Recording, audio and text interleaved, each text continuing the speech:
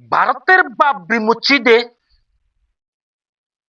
লক্ষ লক্ষ মুসলমান জামাতের সাথে নামাজ আদায় করে। ওই বাবরি মসজিদ ভাঙি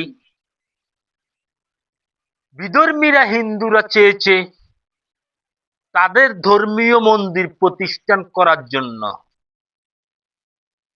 আল্লাহর কি লীলা খেলা, আল্লাহর কি শান!